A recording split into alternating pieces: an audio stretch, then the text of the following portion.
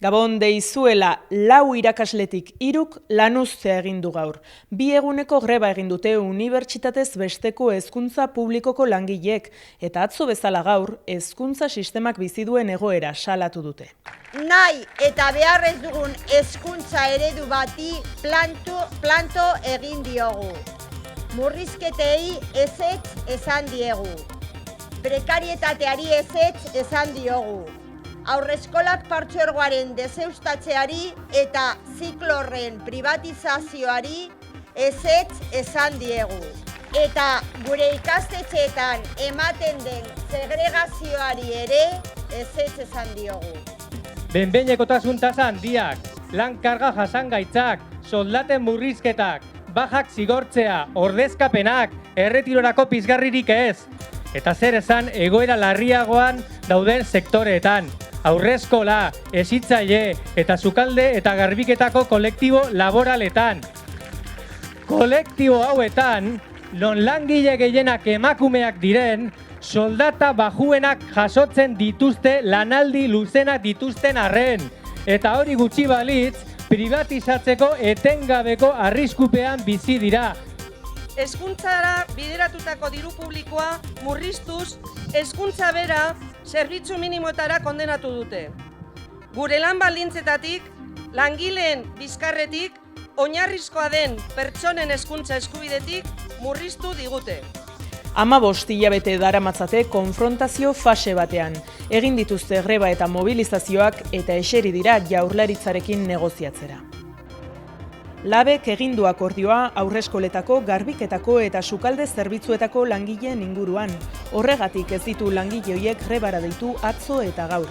Eta sindikatuaren ustez, langile horiek grebarekin modu apalagoan bat egin izana akordioa ontzat jotzen duten seinale da.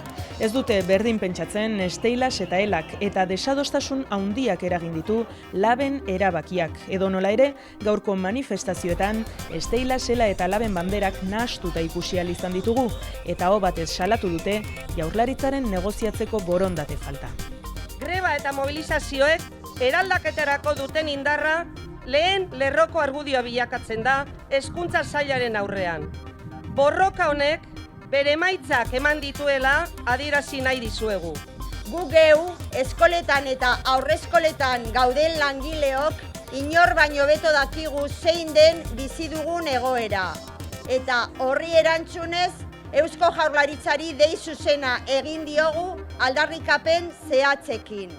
Mobilizazioekin jarraitu behar dugula irakatsi dugu negoziazio honek. Eta benetako negoziazio mamitsu bat izateko eta benetako akordio mamitsuetara heltzeko borrokan jarraitu behar dugula eta grebekin jarraitu behar dugula.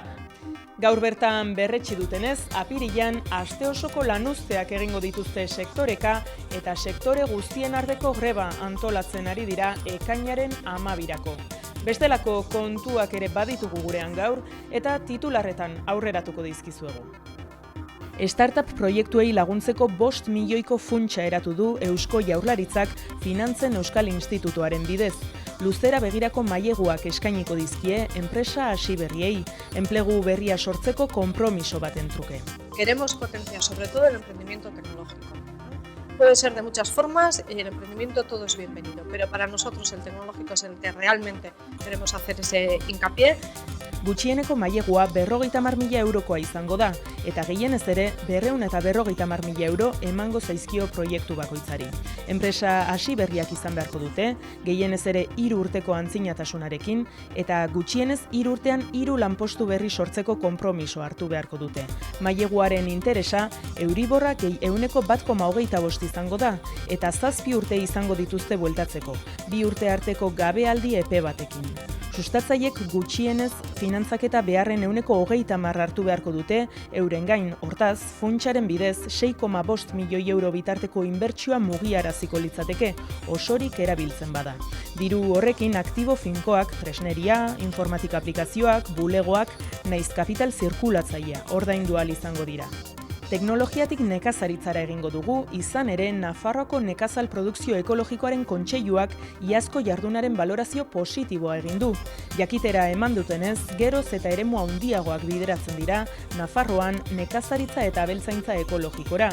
Isabel Elizalde ingurumen kontseilariak horren onurak azpimarratu ditu. Ikeak beti onurak ekartzen duzen azkenean zaintzen duzu zure lurra eta zure urak eta zure mendiak, hori alde batetikan. Bertzaletikan ere onura da guretako, zen azkenean jaten duzuna badakizu ona dela, alde batetikan goxoa dela, baina bertzaletikan ere segurua eta sanoa dela, hori ere oso importantea da. Eta hirugarrena da azkenean ekonomia egin aigarela, eta ekonomia eta enplegua sortzen. Hau da, badakigu horrelako ereduak eta horrelako produkzioak duten balorea eta ekonomikoki dituzten emaitzak lortzen dutela lanpostu gehiago sortzia. Eta gure zonaldetan eta gure bailaretan bihar dugu enpleguak eta guk uste dugu hemendikan lortzen aldirela enplegu haunitz eta gazteak ikusten aldutela hor etorkizuna bat. Greba mugagabean jarraitzen dute bestalde Productos Tubulares enpresako langileek.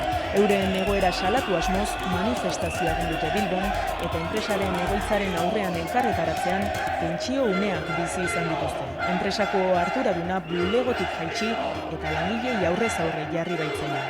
Eta nazioartean, Mariel Franco ekintzaile feminista hil dute Rio de Janeiron. Brasilgo hiriko zinegotzia zen Franco eta gobernuak ezarritako militarren esku hartzeak gogor kritikatu zuen. Tiroka hil zuten bart, zentroko kale batean autoan zijoala. Michel Temer presidenteak militarren esku hartze agindua ezarri eta hilabetera gertatu da hilketa.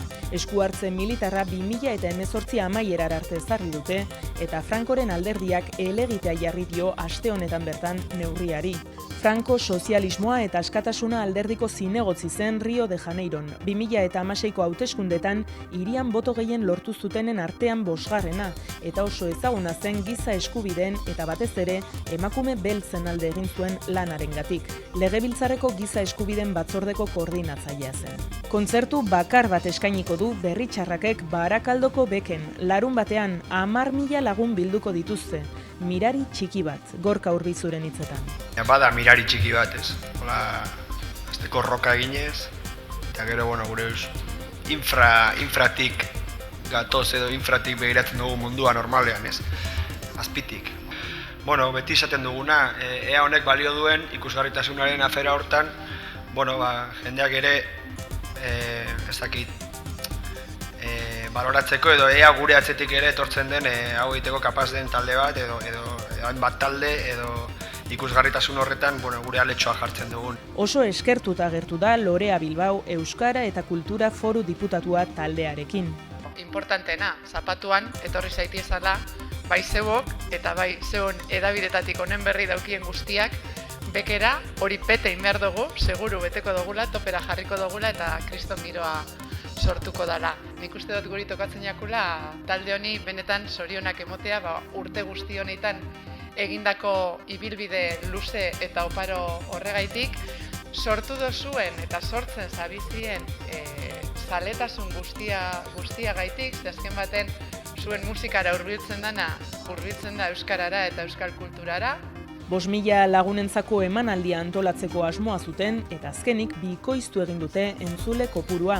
Aurreikuspen guztiak hautsita. Urte garrantzitsua izango da bekentzat. Urte argazki bat izango du musika edo Bizkaiarenan egiten den ekitaldien ekitaldiei buruz hitz egiten eta hasten da urtea kontzertu honekin.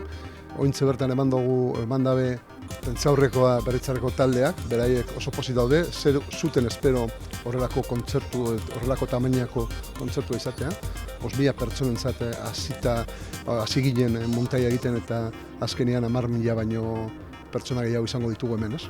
Pozik horrekin, esan duzun moduan baita fito izango dugu, baina urtean zehar denetarik izango dugu, ez? Beatleen Ringo Starr delakoa, edo Espainia mailan Melendi, o Rosendo, edo zelan da, Dani Martin delakoak, eta atzerriko jendea baita izango dugu, Laster 30 Seconds to Mars taldea izango dugu, baita ere Shakira, eta segurazki norbait utziko dut hortikan. Judas Priest, uste dut ere, izango dugula ekainean.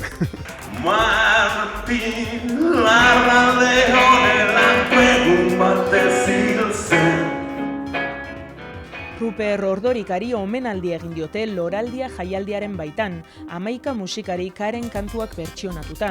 Dabilen Arriariso, Azukre Koxkorrak Ruper Ordorikarentzat izeneko kontzertuan izan dira besteak beste, Kentzazpi, Peki, Balerdi, Ixiar Oreja, Mikel Uraken eta Miren Narbaizan musikariak, eta haiekin batera Bernardo Atxaga eta Fermin Etxegoien idazleak haien ekarpenekin emanaldiko gidari lanak egiten aritu dira.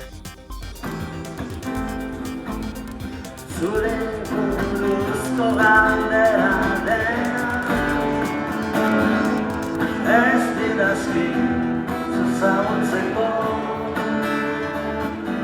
Mendebale, berare konfunditzen da horbalen kantuetan Mendebaleko aizere Eta bigarren urtez ospatzen ari dira bertso erronda. 4 astez bertsoz bete dituzte Erronda kaleko 4 taberna eta finala jokatzen ari dira gaur Zazpikatu gaztetxean. 25 bertso ikasle eta zalek hartu dute parte aurtengoan. Bertso erronda ez da ohiko bertso txapelketa.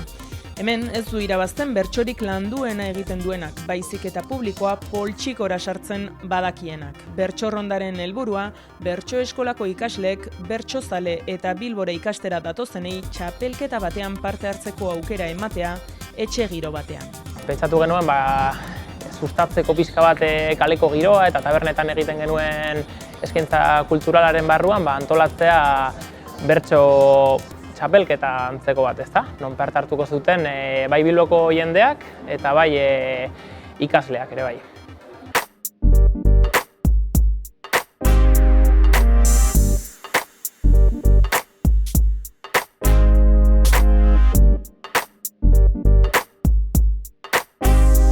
Horrela eta begira gauzak zer diran, hiruzpalau garagardo eta bitila segidan, ez daukatain garbi horreko nik egin ote didan.